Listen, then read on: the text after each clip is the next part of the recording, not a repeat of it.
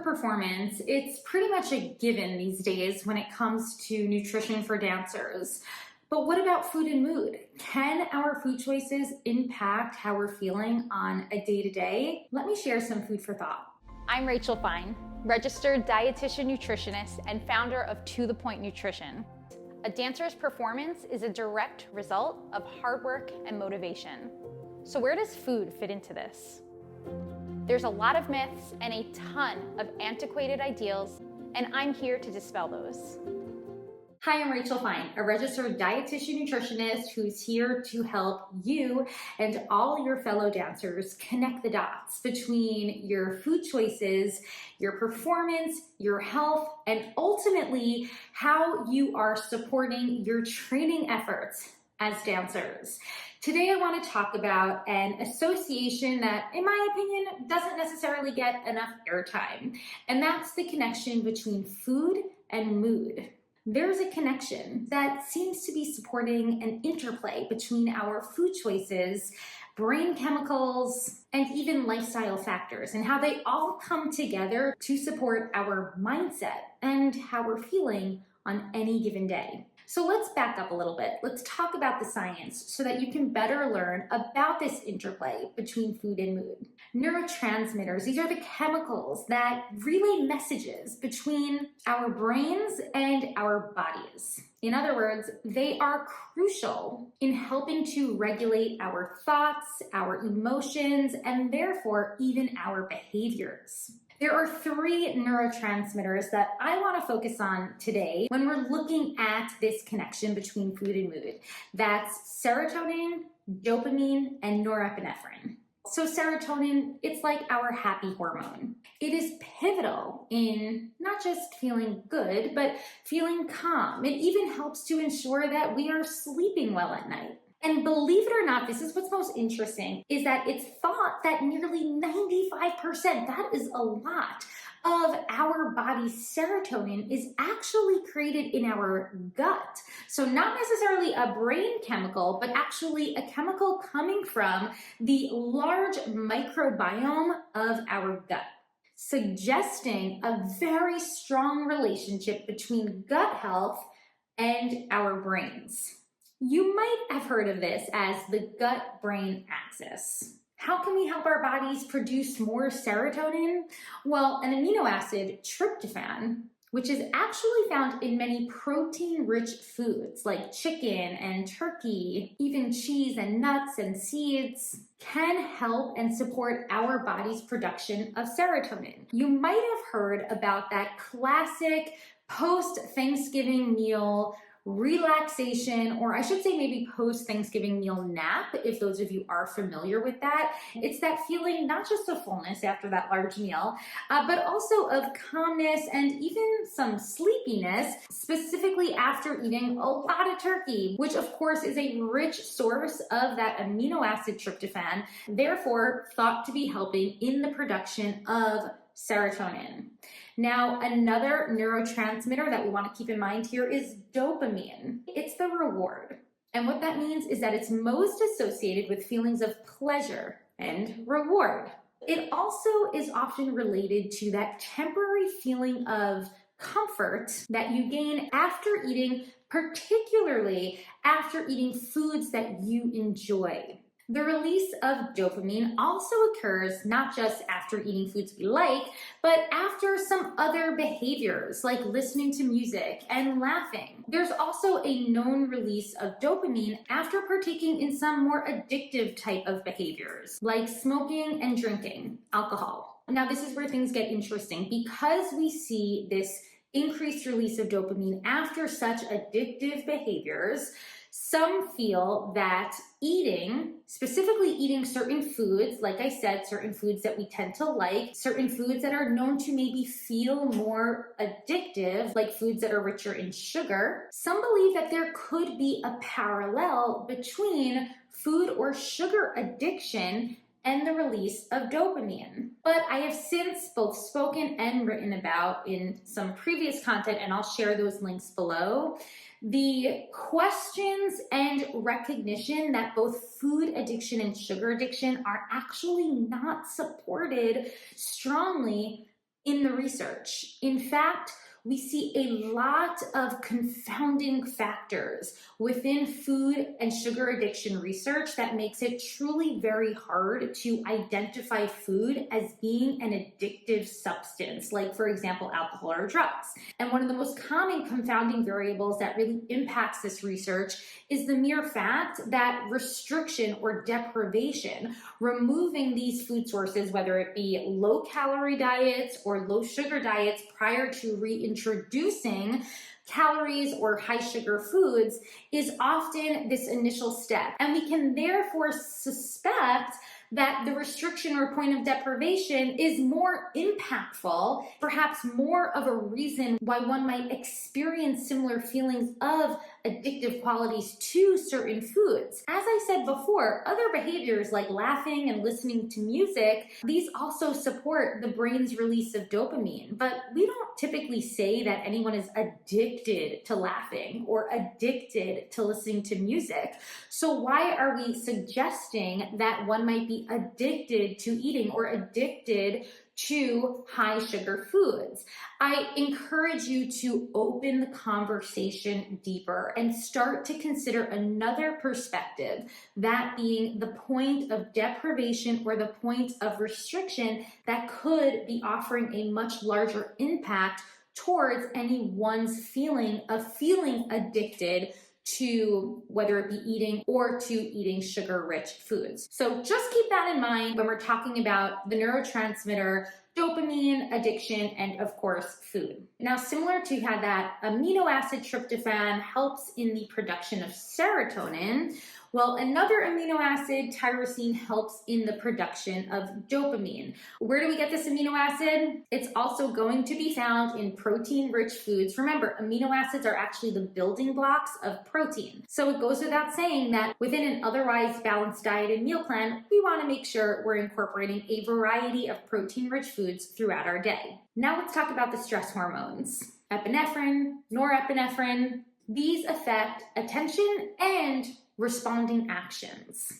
In other words, behaviors.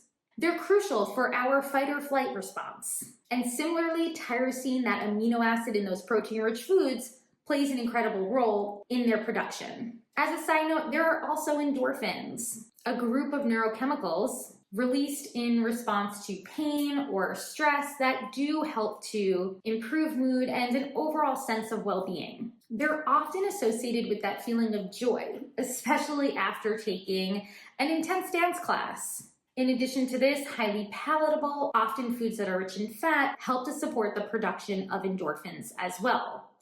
Arguably, dancers who are trying to abide by extremely fat-restricted diets, I'm questioning whether that could be related to some consistent irritability. Just saying. Let's talk a little bit more, though, about mood decline. But let's dive into this a little bit deeper, because when we're talking about food and mood, what's most important for dancers to understand is the impact and the relationship to mood decline, especially from restrictive eating patterns. Because it goes without saying, calorie deficits from skipping meals, avoiding snacks, or maybe unintentionally not getting in as much as you need to be getting in to support your high level of dancing will lead to many challenges that are going to impact your mood. Let's start with a lack of focus. Yeah, it's going to be hard to focus when we are running on low fuel. You'll feel foggy, confused, an overall lack of energy, and downright run down. On top of this is just the experience of having a challenged relationship with food. All of that stress and ultimately self-doubt or food guilt surrounding mealtime decisions. When we're under so much stress, the body amps production of cortisol, a hormone that is also known to increase cravings, further playing that indirect role in dysregulating our appetites. This will further exacerbate common experiences or challenges related to restricted eating, specifically surrounding emotional eating or consistently eating past a comfortable level of fullness. Or you might refer to this as overeating. I don't love that term overeating, simply because what one dancer defines as overeating might be very different from what another dancer defines as overeating. And going back to that restrictive meal plan or that restrictive food intake, many dancers' definition of overeating is actually their bodies reaching for an amount of food that they might need to be fueled. It just feels like it's over the norm because the norm, that bar has been set pretty low. And let me reiterate something. There is nothing wrong with experiences of emotional eating or experiences of overeating. In fact, both of these experiences can oftentimes be utilized. This is in the work that I do with dancers. We utilize this in the building of what I call the healthy dancer body of evidence. They are pieces of evidence for us to dive deeper in our pursuit to identify interventions to better support our food intake so that our bodies are feeling energized and supported throughout the day. Not just that, food can very much offer emotional support. As mentioned earlier, those neurotransmitters, serotonin and dopamine, these are known to provide us with feelings of calmness, feelings of joy, feelings of ease. And oftentimes those foods and those experiences, eating foods that we enjoy, are meant to provide us with this emotional connection. So having an emotional connection with food is awesome. It's actually highly recommended.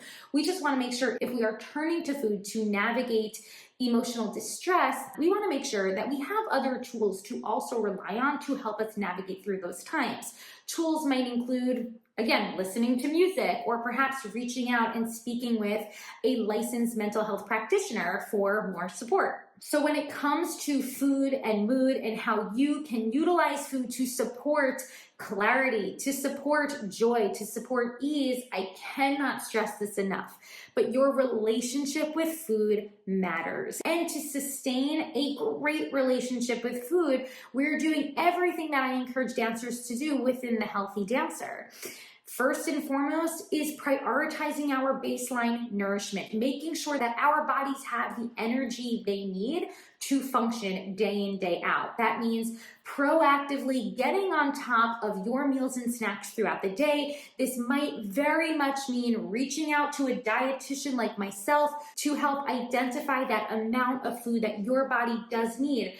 For many dancers, it's common unintentionally to underestimate the amount of food they need to support that high level of dancing. So meeting with a dietitian like myself is incredibly important, especially if you find that you are experiencing a lot of mood decline, like irritability, lack of focus, a challenged mindset, a lot of negative self-talk throughout the day. Oftentimes, seeking that nutrition support to ensure that your body has those tools is an incredible first step in making sure that your mindset feels supported and is able to flourish.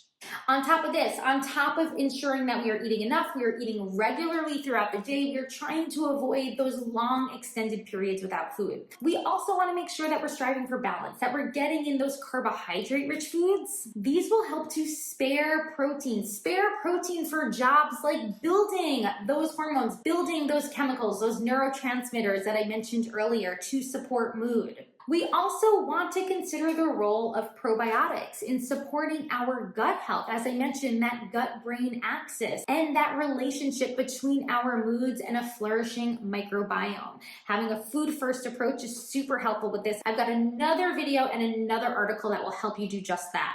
On top of this, let's stop fearing fat. Let's get fat-rich foods into all of our meals and snacks to help support appetite stability, appetite regulation, satisfaction between meals, and as I mentioned earlier, help to support the production of those feel-good endorphins, especially the ones that you can access after a dance class. In addition to this, let's start partaking in stress-relieving activities. If dance is feeling a bit stressful for you, I know that's happened to me in the past. When the intensity in my dancing started to spike, I started to find that I needed other outlets to help exit from the potential stress that I was experiencing in the studio. For me, that meant swimming. That meant, I keep saying this, but listening to music. Adult coloring books can be really helpful as well. Maybe grabbing some coffee with a friend, just other activities that can help you shift your mind oftentimes away from the studio so that you can better support that work that you're actually doing in the studio. We also want to focus on foods that are rich in omega-3s like fatty fish, nuts and seeds, foods that are rich in B vitamins. A lot of our grains and grain-based foods will be excellent sources of these nutrients as well. I've got a ton more tips up my sleeve to help you support your moods even by utilizing food and more specifically your relationship with food. But I want you to access them from the blog. I'll share a link below. You can head over to dancenutrition.com, quick search, type food and mood, and you'll get there too. Until next time, I'll talk to you soon.